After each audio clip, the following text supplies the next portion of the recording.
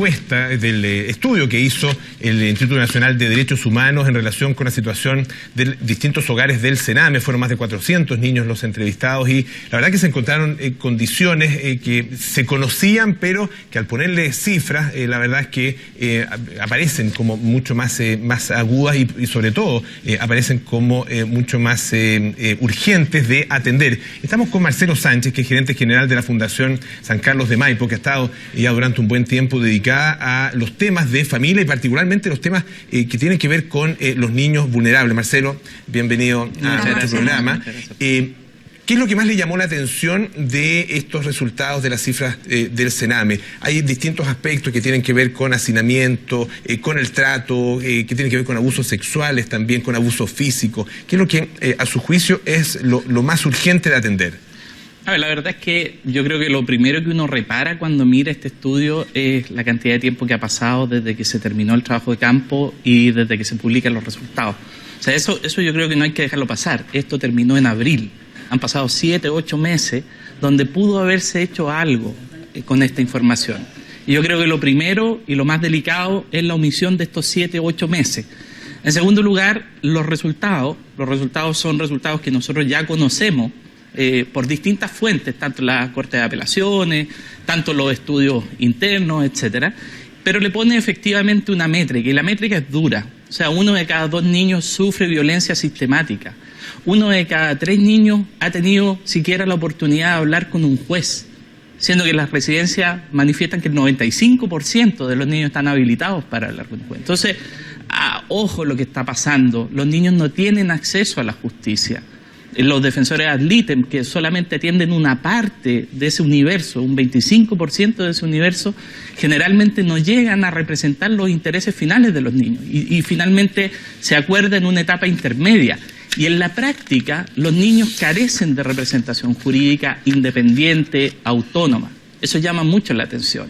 ¿Qué significa para un niño no tener acceso a la justicia si está dentro del sistema del Sename?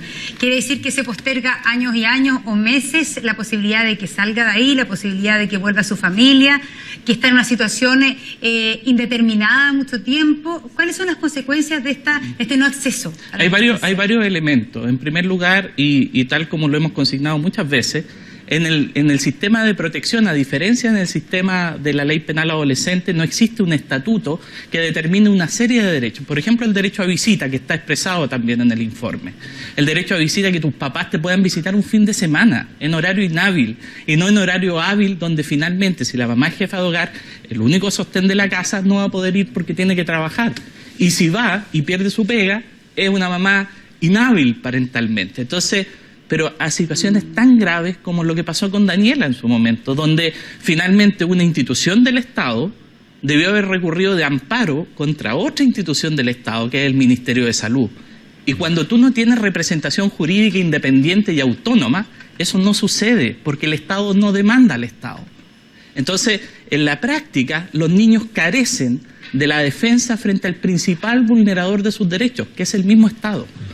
Marcelo, estas deficiencias, a su juicio, son producto de carencias que tiene el propio Sename, falta de personal, falta de capacitación, personal que no es tal vez idóneo, falta de recursos en definitiva, o hay acá, más allá, no es una simple casualidad, digamos, no es efecto exclusivamente de falta de recursos de personal, sino que aquí hay una acción deliberada, que incluso en algunos casos podría constituir delito. Sí.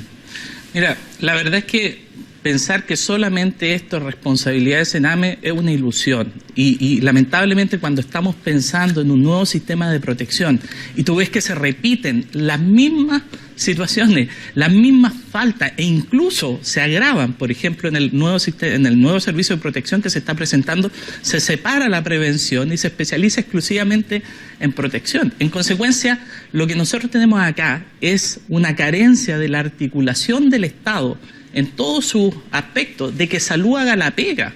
Si el Ministerio de Salud tiene una responsabilidad enorme en la salud física y en la salud mental de estos niños, ¿cómo es posible que 7 de cada 10 niños en el informe manifiesten que tienen síntomas de depresión y no se está haciendo nada?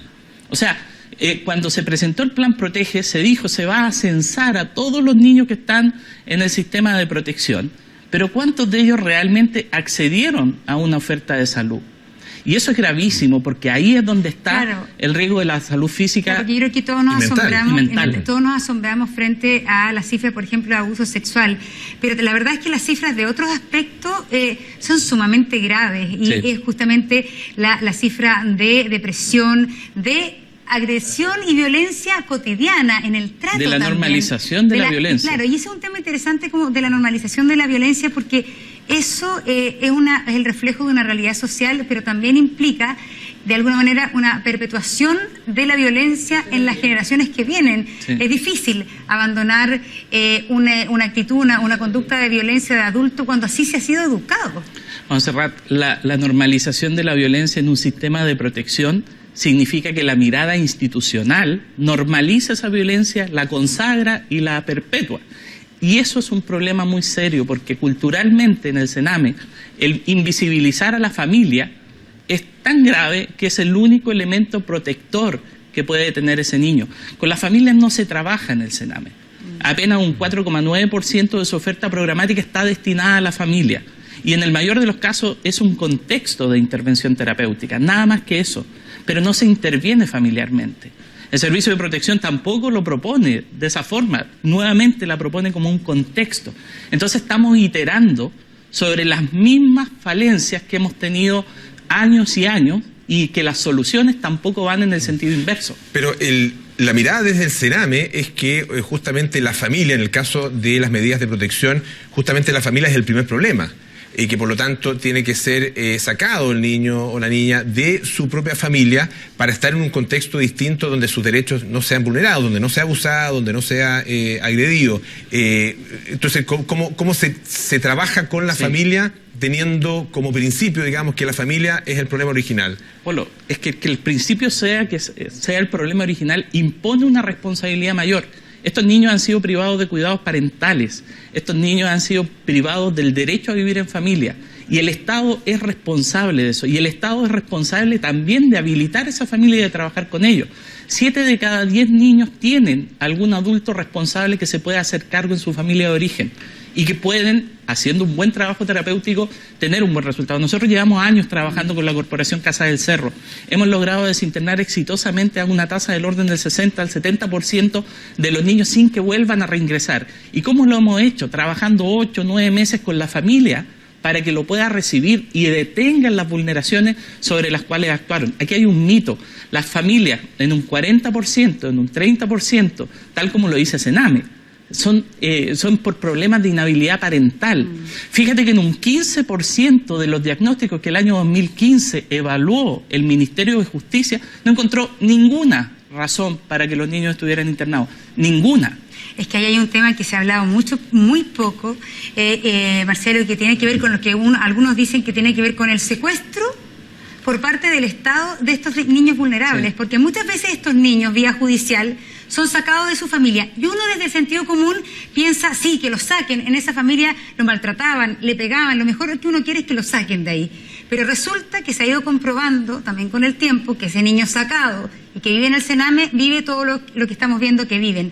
Pero además emocionalmente la soledad, la sensación de abandono parece ser mucho peor. Entonces hoy día, y uno ve en Europa y todo, siempre las políticas están apuntando a tratar de que esa familia, con todos los problemas que tenga, parece ser la mejor solución si es que se la interviene y si es que se la ayuda a estar en un hogar. Así es. Fíjate que un dato que aparece en el estudio: cerca del 90% de las familias asiste regularmente a ver a sus niños en los centros de residencia. ¿Qué porcentaje? Cerca de un 90%. Eso es mucho. Eso es harto. Están abandonados. Entonces no están abandonados. Solamente el 1% de los niños que están en la red de Sename están ahí por abandono. La gran mayoría es negligencia parental, y eso se trabaja. Si hay intervención terapéutica de calidad y con evidencia que se puede utilizar para normalizar esa situación, para poder trabajarla. Entonces, ¿qué es lo que ha hecho el Estado durante todos estos años? Se ha rendido al trabajo de la familia. Ha visto a la familia como un factor de riesgo y no como una oportunidad de reparación, como una oportunidad de resignificar ese vínculo y de lograr que ese niño vuelva a ser acogido en esa familia adecuadamente. Esa es la rendición que nos tiene en situaciones como esta, como lo que se ha planteado en este estudio. Yo creo que lo que no se dice respecto a este estudio es precisamente también muy importante. ¿Qué es lo que ha pasado con la continuidad de las acciones que ha tenido que hacer el Estado en esto? Acá no hay una descripción comparativa de decir, mira, el año pasado, en abril del año pasado, que es justo cuando murió Lisset, o sea, a un año, estos son los cambios que se hicieron. Yo echo de menos que en ese informe estuviera explícito. Yo echo de menos que en ese informe se hubiesen visitado los hogares coayudantes que no pertenecen a la red de Sename. Son 50. Y ahí también suceden graves vulneraciones de derechos. ¿Por qué no están informados eso? Yo echo de menos del por qué no se declara esta ruta crítica de hogares, estos 25 hogares, de los cuales que corresponden al 15% que tienen un hacinamiento sobre el 50%. ¿Por qué no se explicita? Entonces, aquí no solamente hay que leer lo que aparece, hay que leer lo que está ausente. Y me parece que es de la mayor gravedad y por lo tanto me encantaría saber si este informe corresponde en todos sus términos al mismo informe que tenía el director Marelich antes de salir tan introspectivamente. ¿Usted cree que no es así?